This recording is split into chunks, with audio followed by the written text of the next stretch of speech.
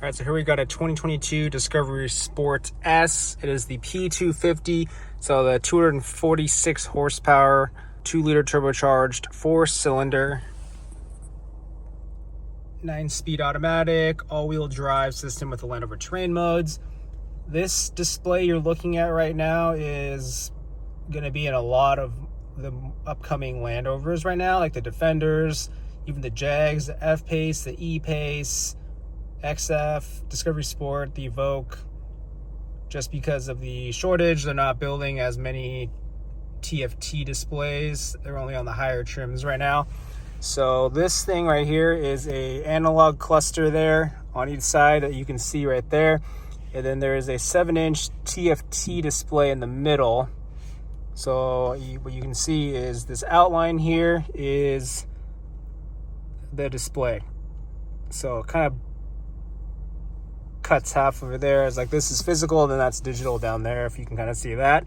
That's going to be on a lot more vehicles, as I said before. This is running off of Pivi Pro still. This is in a Discovery Sport. So all of that is, pretty much the same. This is all controlled through here. So pressing this button right here will change the information you can see right here. So you can customize the information you want to see on here. Tire warnings, radio list, your trip information. And that is it. All of your driver features are actually going to be on this side now. Now this is an S trim, so it's not going to be super well equipped, but you would find that right there under vehicle.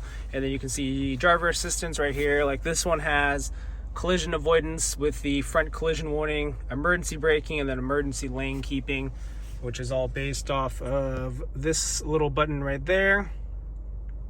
That is the lane departure and lane keep assist button, which is on.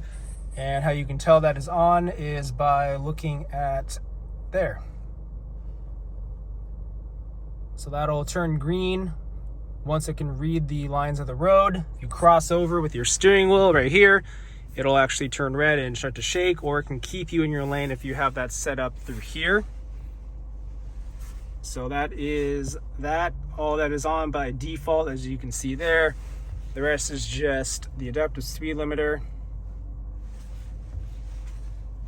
driver conditioner monitor. If it senses that you are veering off a lot, it'll actually alert you with a little coffee sign up here. Low speed maneuvering, automatic park aid. So once you slow down and you're maybe looking for a parking spot, the parking sensors actively engage and it'll tell if you get close to anything. This is all the convenience features, that kind of stuff for safety and security. They used to be over here. Now they are over here on Pivi Pro. Exterior lights. We got no auto high beams. So it is just home lights. And here's the convenience for like global open close and mirror dip on reverse when you go into reverse right here. And then wipers, winters, and this one has the rain sensing. So as long as you set this column here to auto, you can basically have this turn into a rain sensing windshield. It'll just automatically detect how much rain's hitting there, and you can change the intervals right here and clean the back and then spray the back too. So that's where all that is. The rest is just kind of default stuff for like changing your display, time, date, language settings. By default, this is actually set to the UK for UK English basically, but you can change it to English if you wanted to. Right here. Just different formalities. Yep. And the rest is the same. I think these are slowly starting to pop up. I haven't seen if it's certain models, but most of these ones with Pivi Pro are actually getting updated for wireless CarPlay, which is huge. You no longer will have to plug it into here. It used to be wired CarPlay. Now you should be able to just kind of hook it up not, or hook it up to Bluetooth, and then you'll see wireless CarPlay enable. Otherwise, you got your wireless charger down there. You got a nice USB-C, plenty of charging, which is nice.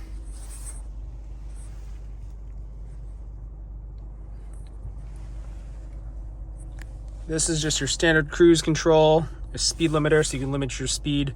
Heated steering wheel.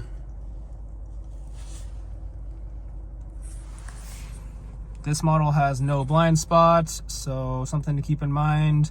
You're looking for those $40,000, $50,000 Discovery Sports. A lot of them will not have blind spot, even though it's like a standalone option. So no blind spot on that side there. So just emergency braking and then lane keep assist on this kind of a Discovery Sport. Something to, keep in mind if you're kind of shopping around for a vehicle. Let me know what you guys kind of think of like Pivi Pro so far. I think it is a huge upgrade over the In Control Touch Pro and Touch Pro Duo, just in terms of overall like usability, that kind of stuff. Like boom. I like the free keyboard. You don't have to, it does filter stuff out, but it's not slow like the other one. So like this one, boom. Costco, easy to use. So it's kind of just on the go. Now I don't have Pivi Pro in my F-Pace right now, but I use mostly just kind of CarPlay, so I never really use the onboard navigation. But my CarPlay right now is corded, so I have to plug it into my center console, which does charge the phone, but it is, kind of annoying to have a cable run out in here and it's sitting here or it's sitting here, that kind of stuff. So I'm excited to use Pivi Pro with wireless CarPlay. That's going to be a huge option. Otherwise, you got your Bluetooth and then your media options right here. Boom, sources, Bluetooth, satellite radio, FM radio, AM radio, or if you have CarPlay, Android Auto, it'll pop up as a source right there.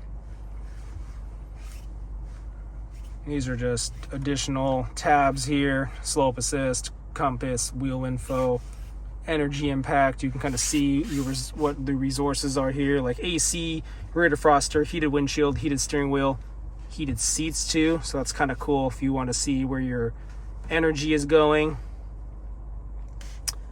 I've never actually spent the time to read this.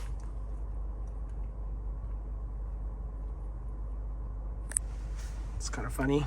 It actually goes through a decent amount of tabs.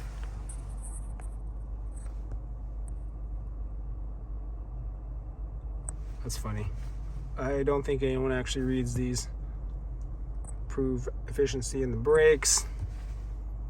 There's a lot of them.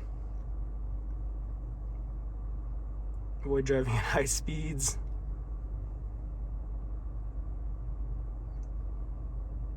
Interesting. There's two more tabs here. We've got the fuel economy.